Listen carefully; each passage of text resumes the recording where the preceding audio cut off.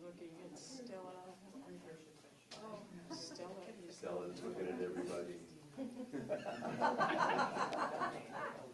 the clock is.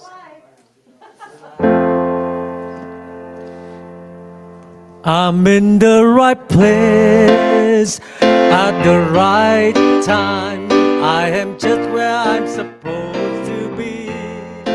I'm in the right place at the right time. I am just where I'm supposed to be.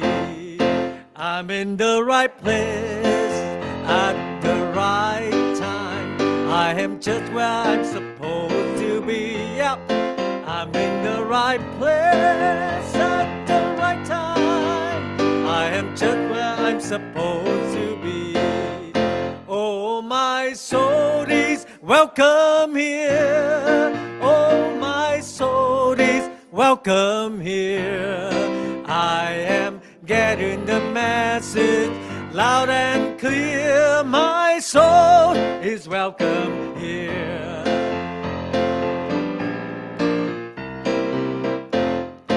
I'm in the right place at the right time. I am just where I'm supposed to be. I'm in the right place at the right time.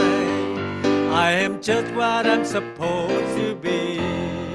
Oh, my soul is welcome here. Oh, my soul is welcome here.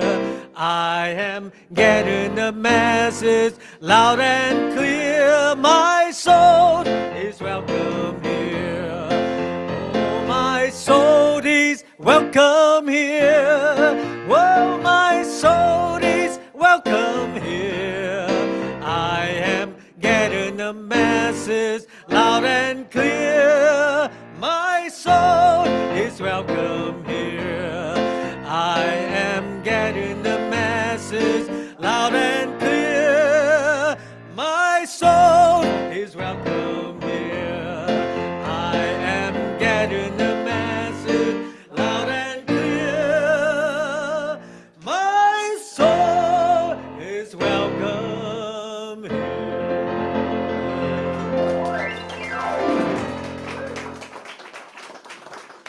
Thank you, James. You are welcome here. Thank you for being with us this morning. And thank you, everyone who is with us in person, and everyone who's gone up to Comox to be in person there, and everybody who's watching us online. You are welcome here, no matter where you are in this world, no matter where you are on your spiritual path. You are welcome in this place.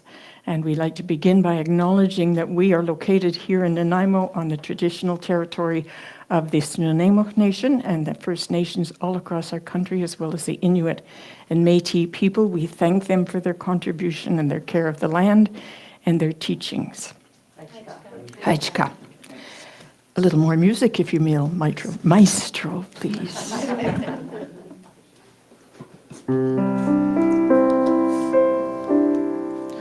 What do I want my day to be?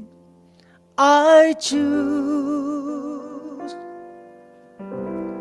What do I want to feel today?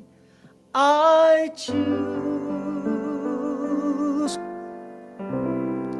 What do I want to say today? I choose. I choose. I choose.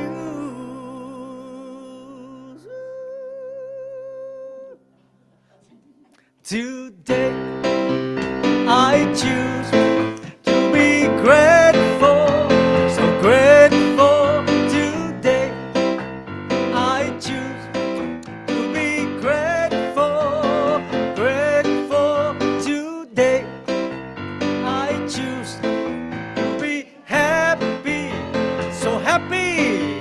Today I choose to be happy, happy. Today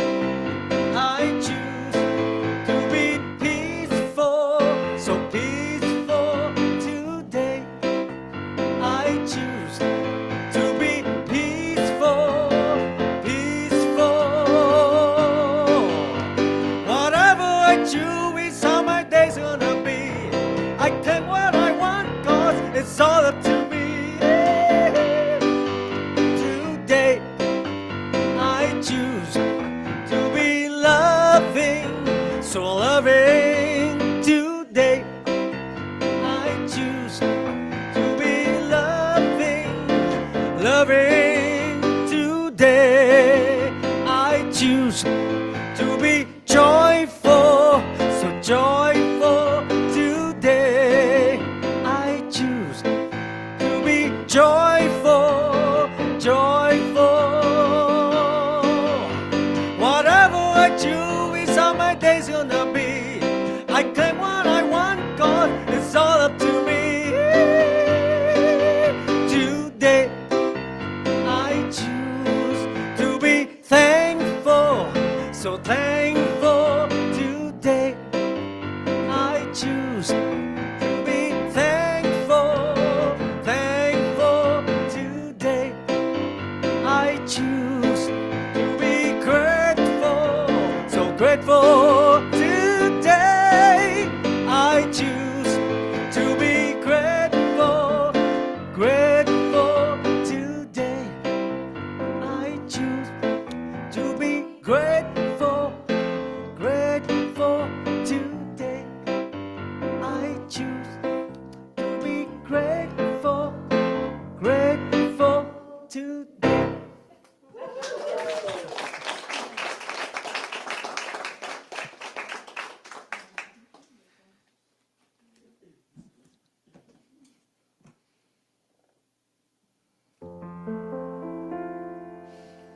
We are the ones that we've been waiting for. We are the ones who will make a difference. We are the ones who will change the world. We are the one, we are the ones, we are. I've been feeling like I can't make a difference. Been feeling like there ain't no use. Feeling tired and a little unconscious. Coming up with every kind of excuse. Till I realize it's not all up to me. When we join together, we shape our destiny. To see the world where we are living as one. It can be, it shall be, it will be. We are the ones that we've been waiting for. We are the ones who will make a difference. We are the ones who will change the world. We are the one, we are the ones, we are.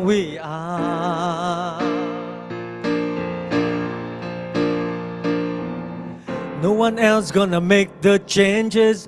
No savior gonna drop from the sky. Nothing left to do but wake up. Cause it's really up to you and I to take it one step at a time. Stand together with your hand in mine. Then we will see the world that we've been dreaming about. We need it now, the time is now, there is no doubt. We are the one that we've been waiting for. We are the one that will make a difference. We are the ones who will change the world. We are the ones, we are the ones, we are the ones, we are the ones, we are.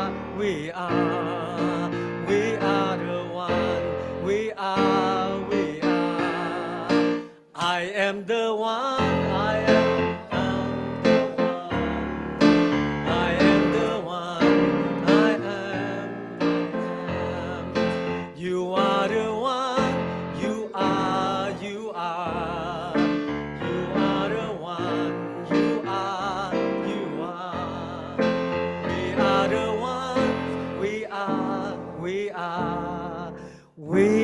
are the one.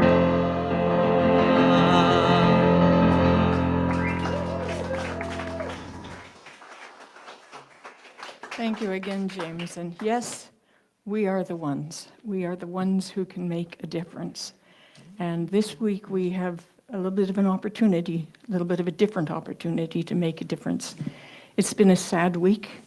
We have lost 3 of our family this week. Max Bothwell, who was here this morning, lost his son Peter. Bert Scholl passed away this week. And Catherine Dawes' grandson, Jaden. And so as we go into our prayer this morning, I invite you to include all of that. The consciousness we embrace those people and all who have suffered a loss, who are grieving, we support them. And we know that there is one presence and one power, and remind ourselves that there is one presence and one power always present everywhere. One power active in the universe and in our lives. And when we say universe, we mean more than the physical universe. We mean all that is, the one, the eternal life. And we know that our higher selves, our souls, that part of us that is connected consciously with the one, knows our life's purpose, knows when our purpose is fulfilled, and only then do we move on. We remember that death is not the opposite of birth. Death is the opposite of birth. It is not the opposite of life. That life flows through the portals of birth and death and lives on. And so with love in our hearts, we release any need or hold we have so that those who have chosen to go on to their next experience of expansion are free to soar and free to soar home. So with love, we release and bless, and so it is. And I want to read to you again a paragraph I read a couple of weeks ago. It seems most fitting. I believe the design of life is divine, all of it, the living of it and the transitioning from it. Nature knows this, but many of us have forgotten and thus create our own suffering by resisting this sacred step. Thinking of death as the end does not allow for the beauty of the mystery, the unfolding of the majestic unknown, the possibility that what comes next could be an ecstatic experience of grace, an expansion of consciousness beyond what we can imagine. What if, in death, the joy and fulfillment we strove for in life washes generously over us, swaddling us in the warm, deep peace of understanding? What if death is actually enlightenment?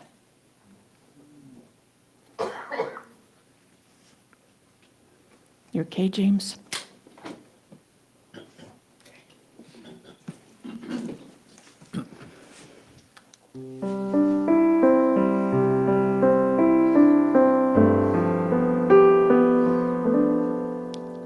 There is more than enough in the universe that you created.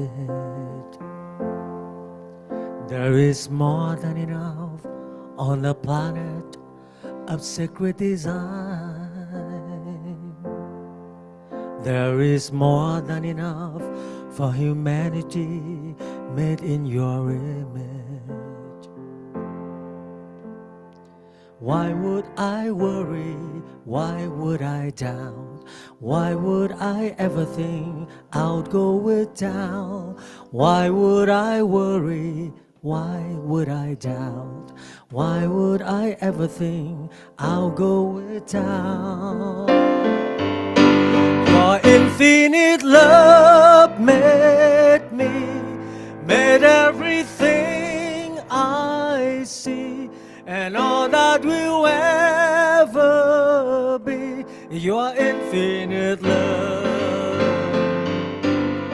Let my soul know the truth, whatever we choose to do, your infinite love will prove more than enough, more than enough. There is more than enough in the universe that you created. There is more than enough on a planet of sacred design. There's more than enough for humanity made in your image. Why would I worry? Why would I doubt? Why would I ever think I'll go without? Why would I worry? Why would I doubt? Why would I ever think I'll go without? Your infinite love made me, made everything I see, and all that will ever be, your infinite love. Let the world know the truth, whatever we choose to do, your infinite love will prove more than enough.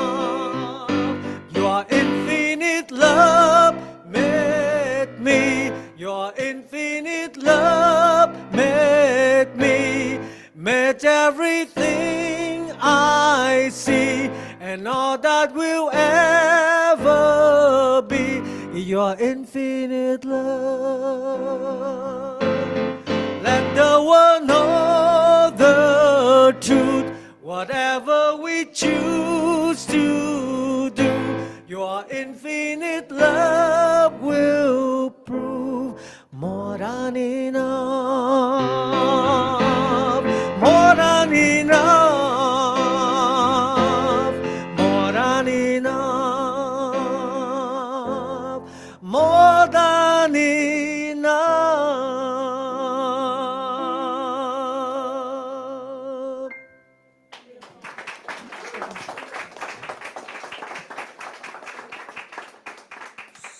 So, the law of demand and supply. There's a switch, isn't it? Yeah. Emily Cady, one of the early Unity writers that I love.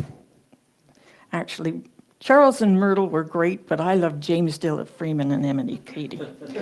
In her Lessons in Truth, she wrote, "One of the unerring truths or facts in the universe is that somewhere there is already provided a lavish abundance for every human want.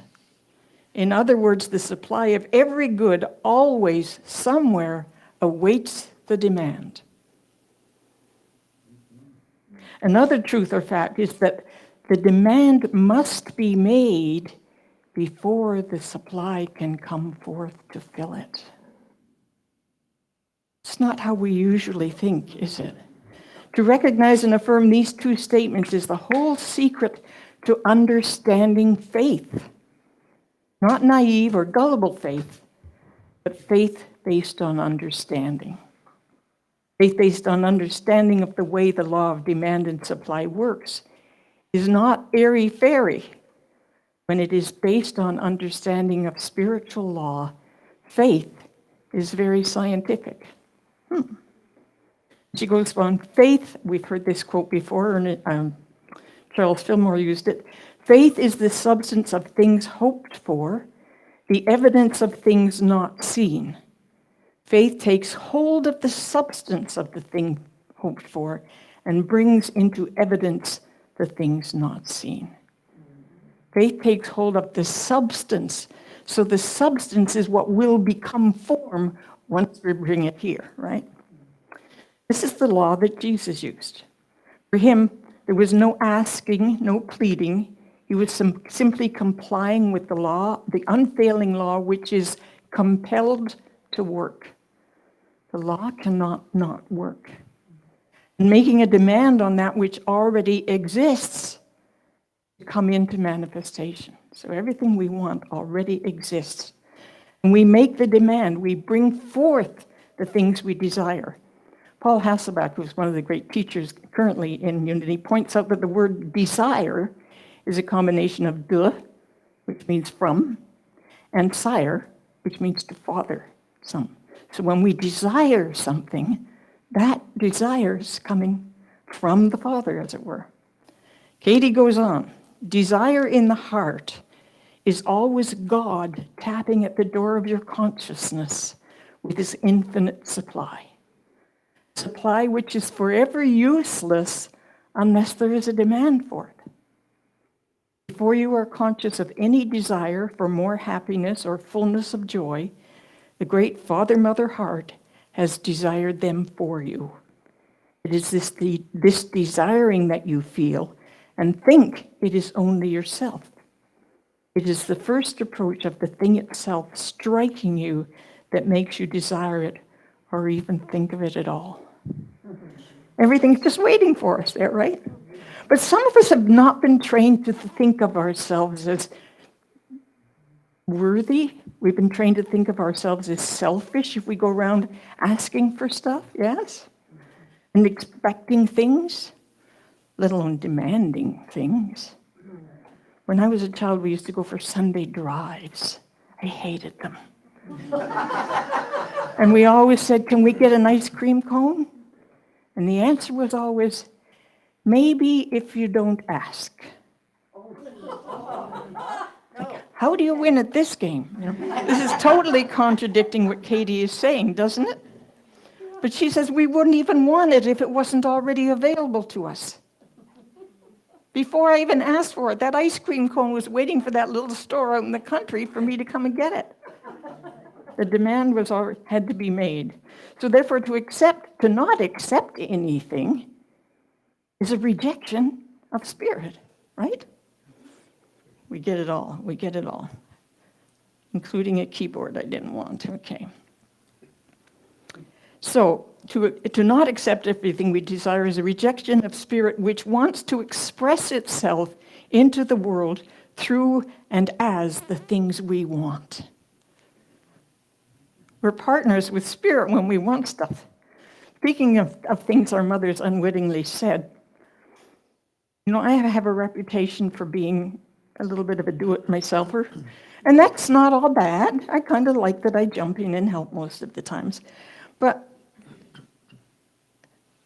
I think now I've discovered why I'm like that, because my mother had this other saying. She'd say, them that asks don't get, them that don't ask don't want. Yeah, what? And I think she was just, trying to be witty and funny, but what's the message a kid gets from that? What would a child get from that? Subconscious messages, you ain't never going to get anything you want, so you got to go out there and get it yourself and work hard and struggle all your life. So do it all yourself. You've probably got something like that lurking in your self-conscious, have you not? I've got a lot of stuff to overcome, and we all do. But how much, in order to embrace what Emily Cady is saying, this stuff is already given to me. I just have to demand it. Not the way we were brought up, was it? No. Yeah. Were you taught that everything you desire is achievable? No. Life was a struggle, right? And you probably were going to have to settle for a lot less than you want, right? And you believed that, right? Yeah. So the law of supply and demand has been turned around. When we think of supply and demand, we think in terms of economics, our market system, yes? The law of supply and demand is when an item is scarce and many people want it, the price goes up, right? When an item, conversely, when there's a larger supply than what people want, the price goes down. And in order to keep the price up, the suppliers and producers will create just enough product to fill the demand, right? Or if it goes too far the other way, they will mount big advertising campaigns to make you think you've longed all your life for something you never heard of till just now, right? That's what advertising does. Oh, it's epic. Yeah. So the law of demand and supply is quite different. There is no price for the spiritual supply. It is freely given already, and somewhere awaits your demand. So normally, we think that if we want something and it doesn't exist here in our time and space, we have to invent it, right? But where do we go to invent it? We go to the universal mind that has an infinite supply of ideas too, right? And knowing that something somewhere, whatever we want, it exists and is waiting for us to demand it. My Auntie Dodo, this is the auntie in San Diego that I did the memorial service for last week. She's the person who first introduced me to New Thought in 1979. And she was at a very good place in her life. She had just remarried. They had a beautiful home they were redecorating. She had a business that was flourishing. She had a cute little Carmen Ghia. I don't know if you know, but Carmen Ghia is a trendy little sports car, convertible. And on her Carmen Ghia, she had a license plate that said India. But India was spelt with an initial Y instead of I. And she never would tell anybody what that stood for. So I went to visit her one weekend in California, and she took me to my first experience in a New Thought church. And I was so blown away that I spent the weekend reading her entire library, and I knew immediately this is what I had to do. So she decided to share with me what India stood for. And it stood for, you're not doing it alone. She was very aware of the presence and power that was with her, responding to her every demand. Although she was too nice to demand it, she just asked for it. But it was there, she knew that. She knew that. She was conscious of the supply that was awaiting and responding. So every invention, every creation, every new thing comes about as a tapping into the infinite and discovering that which already exists. So the spiritual law of demand and supply doesn't make judgments either about what we're demanding, because it must comply. It responds to what we ask for. And that's why we've had some recent inventions that kind of raised eyebrows in infinite mind maybe, but they got invented anyway. I remember in 1980, my mother-in-law purchased a new refrigerator. And inside the refrigerator, which is a cooling device, there was a butter warmer. I said, what? And there's been other things, like these things have been marketed like an ice cube mix, a tricycle kickstand, dehydrated water, reversible sandwich bread, fireproof matches, and disposable garbage bags. And they sold, and people bought that stuff. So let's turn away from the law of supply and demand, because that's just something our economists made up. They just made it up. Somebody once told me that if all the economists in the world were laid head to toe, they would still point in every direction. Economics is just a construct of the physical world, right? So the truth is that everything that ever has been or ever will be invented already exists in infinite mind. Metaphysics, which means beyond physics, and quantum physics now kind of explains what's beyond physics, they maintain that ultimately, once a physical substance is broken down into its component parts, elements, particles, subatomic particles, and all that stuff, it's all the same stuff. And it's all energy. And it can be rearranged rearrange. Ever do that exercise where you take a piece of aluminum foil and make something out of it? And then you undo that and make something else out of it. Same is true with Play-Doh. It's the same substance, and it can be made into infinite possibilities. The spiritual stuff is like that. Deepak Chopra always calls it the dreams stuff is made of. So we think that things don't exist if they don't exist in this space at this time. But they do. If we wish to experience them, we must bring them into materialization out of non-space, non-time, whatever that is. And we can't do that by working hard and doing it all ourselves. We can do that by making a demand on the law and then working hard. Yeah? Everything is already given. Before you ask, have I given unto you? And you must ask. That is the law of demand and supply. The whole ocean is there for us to enjoy, is it not? But we have to go to it. The mountains are there for us to admire and climb if we wish. The beautiful flowers in the garden give themselves to saint and sinner alike, whoever comes. The river gives itself to whoever will come to it for water.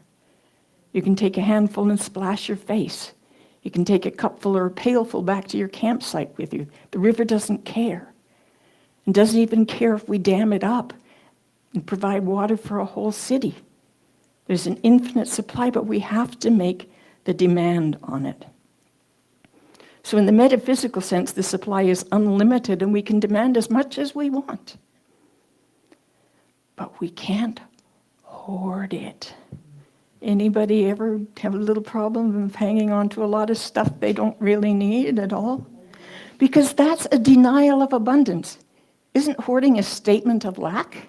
It comes out of fear.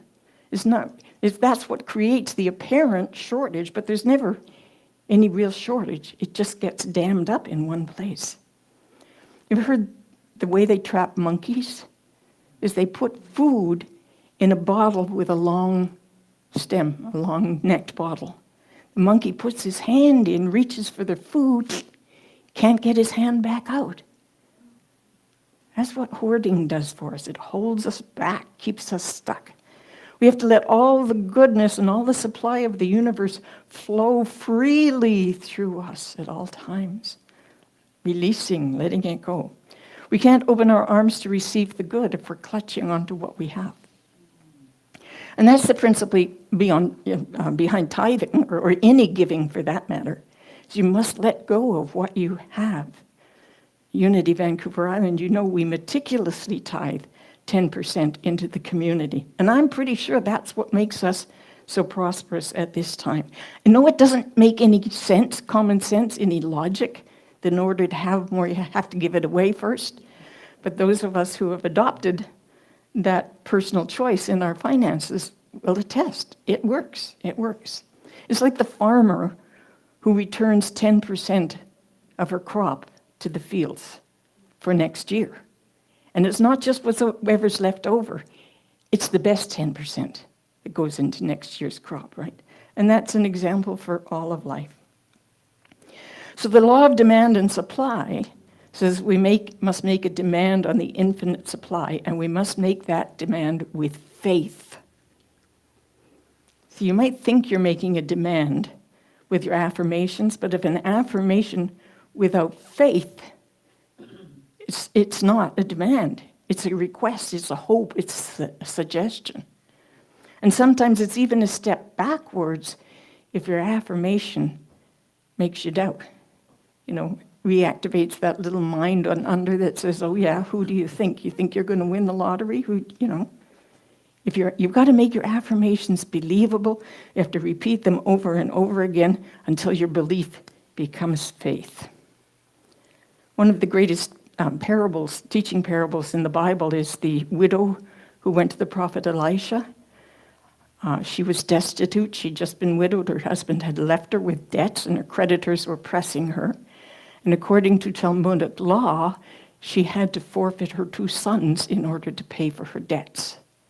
So she went to the prophet Elijah, and his answered question to her was, what do you have in the house? Metaphysically, he was saying, what do you have in your consciousness? And she replied, I have only one jar of oil. Now, she could have said, I have one whole jar of oil. But she said, I have only one jar of oil. So she was stuck in onlyness. And his advice to her was she was to go to her neighbors and ask for more jars. Do you remember that? What he was really saying was expand your mind out to receive more, make room for more thoughts. She went and she gathered jars from the neighbors and she poured the oil into her one jar of oil, filled all the neighbors' jars, and when the neighbors' jars were full, the oil stopped. Had there been more jars, there would have been more oil, would there not? So her one jar of oil could have been a symbol of supply to her, but it was a symbol of lack. So, what's the lesson in that? Keep making the demand and keep opening our minds enough to receive. At my installation ceremony when I was in Kamloops, the ceremony was preceded by a no-host dinner. We had thought at first to have a banquet, but there was a bit of a lack of prosperity consciousness. Some people can't afford it, so we kind of dumbed it down to the lowest common denominator and said, okay, we'll all go to a restaurant and everybody will have whatever they can afford. And I remember one woman came in and she ordered a glass of water and a side salad. And then another man who I knew very well came in and he had 2 beers, a soup, a salad, a steak, baked potato, dessert, and 2 scotch. The whole range, right? While we were eating, someone went to the cashier and paid for everyone's meals. What a perfect example of you can't get it if you don't expect it. Make the demand, make them demand. And Dr. Ken Gordon was there. He at that time was world spiritual leader of Centers for Spiritual Living. And they do something called spiritual mind treatment. We called it affirmative prayer. And it's not the very nice, we know everything is perfect in the mind of God and all will be well sort of prayer that we do here. That's lovely and reassuring. But it's very specifically and firmly making a demand upon the infinite. So Dr. Ken will not say, please God, let there be peace on earth. He will say, I command the peace that is God. That's the way he prays. In New Thought, we often speculate that each of us is God projecting itself into physicality in order to have experiences as physical beings, right? And each one of us is an aspect of the one God expressing. Therefore, it follows that when we have a desire for something, that is actually God nudging us to have that experience, to be included in the oneness and the allness that we are. Therefore, that experience must be available. If we even think about it, it must be available. And perhaps every experience we have ever had has been God having that experience. And perhaps he wants all that experience to be. I have often experienced with music, it's for me. I once saw a 9-year-old boy play the Tchaikovsky violin concerto with a Philharmonic orchestra, and I wept. I had an experience as God at that point. When I hear Mozart or when I hear those young people on The Voice pouring their heart and soul into their music, or beautiful gymnastics or dance routine, that's God having that experience, I think. And even the unpleasant experience, the pain and the suffering, that God wants to know what that feels like too. Because that's an opportunity to know compassion and forgiveness and resilience and healing. And it's all part of the oneness that we all are. So we can use the law of demand and supply to get everything that we want. And I would suggest that once you have everything you want, you will want something else. Because not really is what we want. What we really want, I think, is nothing less than unity, and a knowledge of that unity, and awareness and experience of the unity that we already have and are, but that we put aside sometimes in pursuit of stuff. You know, we actually kind of want the kind of unity we can only have when we have walked the mile in the other man's moccasins, when we have experienced each other's pain and suffering, and when we have poured all our oil into our neighbor's pots. That's what we're really looking for, that sense of unity, that oneness. The supply of good somewhere always awaits the demand. Namaste. Maybe just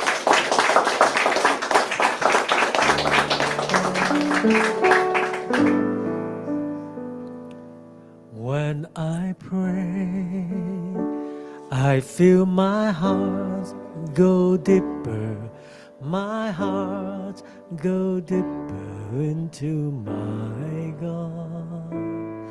When I pray, I feel my heart go deeper, my heart go deeper into my God.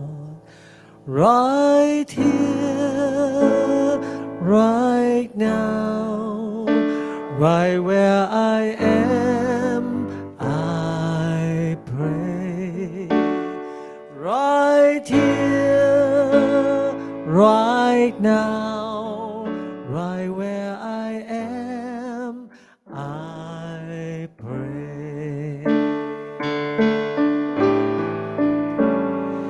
When I pray, I feel my soul go deeper, my soul go deeper into my God. When I pray, I feel my soul go deeper, my soul go deeper into my God. Right here, right now, right where I am, I pray. Right here, right now, right where I am, I pray. Right here, right now, right where I am, I pray. Right here, right now, right where I am, I pray. So I invite you to just join me now in a few moments of quiet contemplation. If you're comfortable closing your eyes, or just let your eyes gaze softly. And just becoming aware of our breathing. We know that it is the breath, the inspiration, the inspiring, that brings life into our physical bodies. And we release all that no longer serves. All fear, all anger, all suffering. We gently bless it for the lessons it has brought and let it go. And then we breathe in.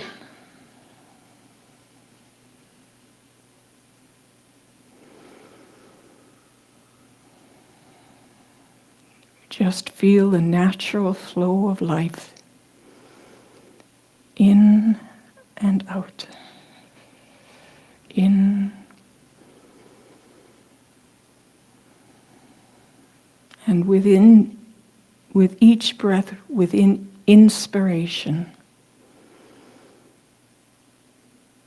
we demand from the infinite supply all that is good,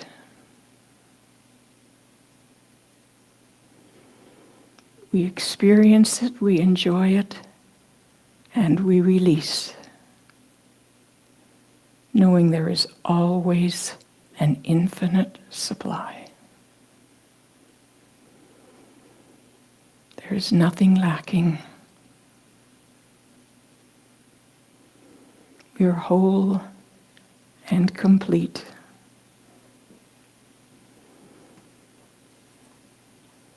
In the oneness.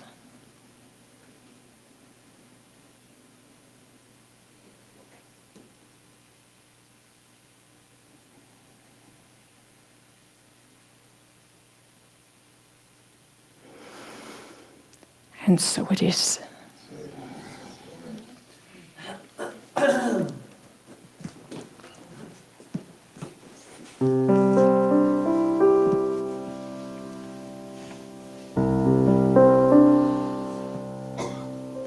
There's only one of us.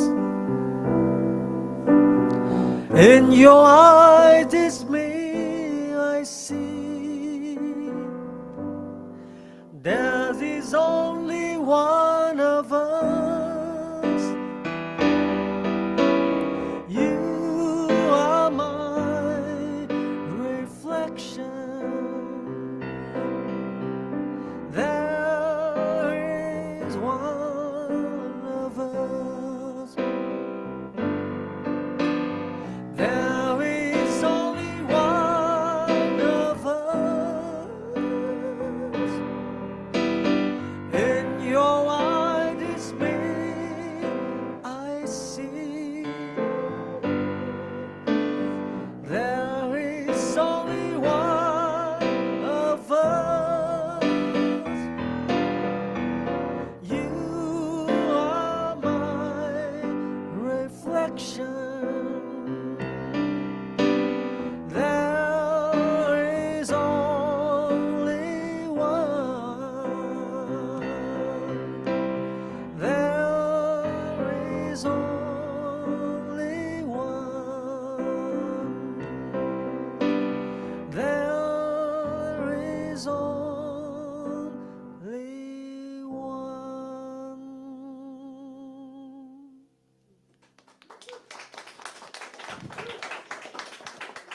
Thank you, thank you.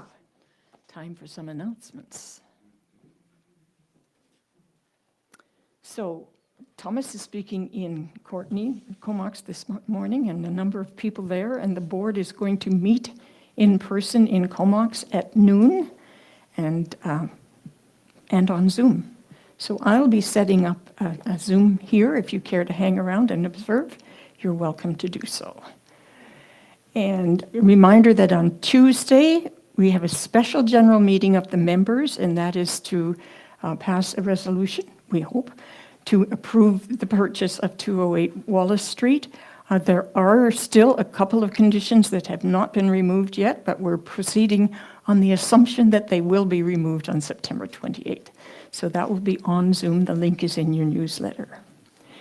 And then the following Tuesday, our regular monthly What's Up meeting. So if there's something, a question or suggestion you have that comes out of what we're doing or out of the board meeting you observed, this is the place to bring them. Please attend. And Unity Canada is having our annual general meeting and mini conference on Saturday, October the 14th.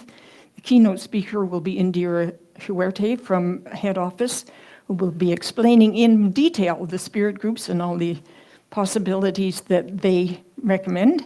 And a dynamite singer, Summer Osborne, will be the musician for that. So that's free. So register and spend your Saturday morning that way. And one of the spirit groups will be finding the 5 principles of unity, wonderfully presented in the Poetry of Habits. And that is presented by our own Barry Hunt. Barry. And there are 4 other spirit groups starting this October as well. And in your website, in your newsletter on the website, there's that link. Will give you all the details on all 5 of the spirit groups. Family Fun Night, our big fundraising auctions It's expanding weekly. There now will be music and entertainment included in that, as well as snacks, fun, silent auction, live auction, and lots of money being exchanged. So free tickets, you can click on Eventbrite and get those free tickets, but you know what, if you're uncomfortable with Eventbrite and just show up, nobody's going to turn you away. And you can bring your items for sale on Sunday mornings, or let Diane Springford know what you have and she'll make arrangements. If you're coming from out of town and would like to stay overnight, you can contact Jen Ripley Morris, who will try to find you a billet. And if you have a billet available, please let her know. And please go to the website for all the information on our ongoing events. Is that me making? It is. I'm leaning on my computer. So thank you all for being here this morning, for supporting Unity, supporting our friends and each other, for your financial assistance, for your volunteering, and everything you do that makes this center what it is. And I think we have a song at this point.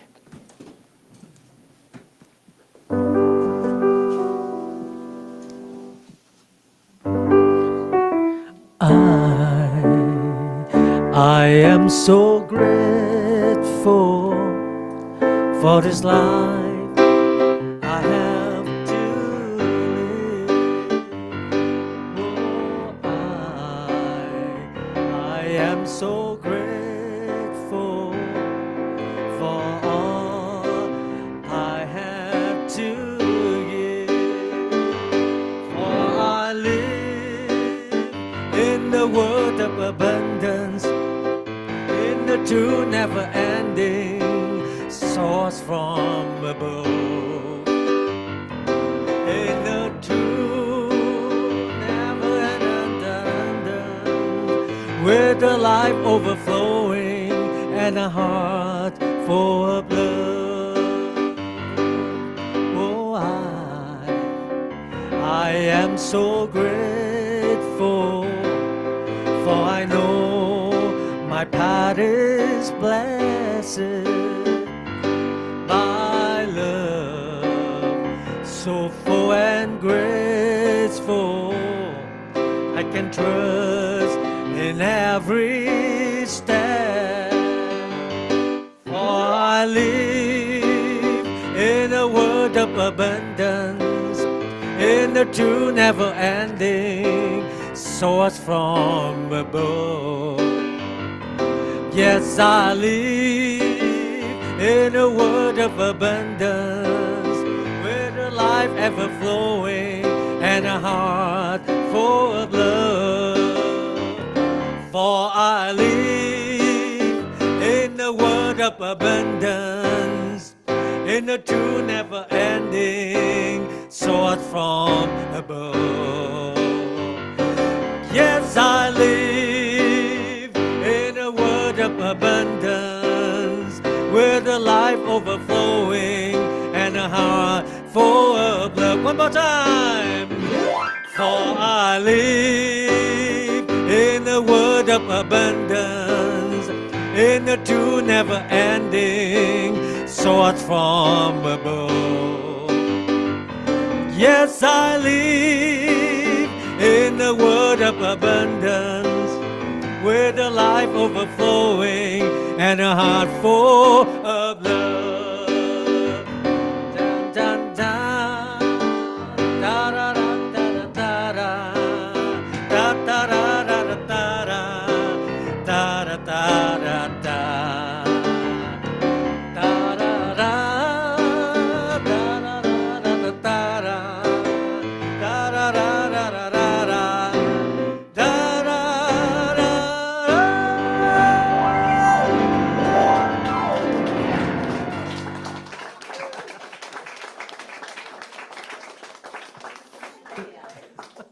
Pam, could you quickly let the children know it's time to come in, please, or the child, as it may be?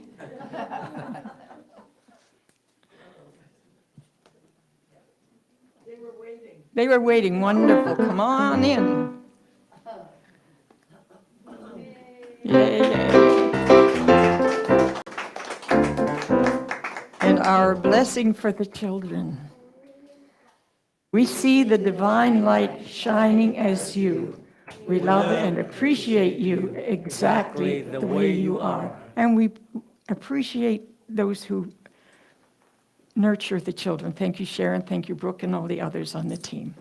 If you'd repeat with me our vision, Unity Vancouver Island is a growing, unfolding, expanding center of light and love, mighty to attract its good and radiate good to others. And our mission is transforming and enriching lives through spiritual awareness. Dawn will be in the prayer room for individual prayer support for about 15 or 20 minutes after service. Thank you, Dawn. Thank you, Dawn, for being on the camera. Thank you, James, for the music. Thank you, Stella, for the sound, and Marie for the technology. And as I say, Brooke and Sharon for the children. So if you would like to repeat our prayer for protection, and then, Cal's surprise, we have a closing song. All right. The light that is God surrounds us. We are one with the light. The love that is God enfolds us. We are one with the love. The power that is God protects us. We are one with the power. The presence that is God watches over us. We are one with the presence. Wherever we are, God is, and so it is. Amen.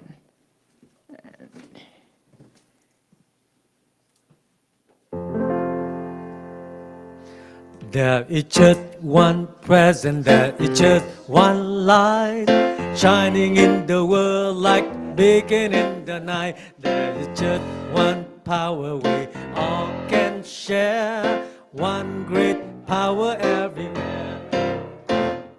One great power, one great love, because the ocean and the skies up above.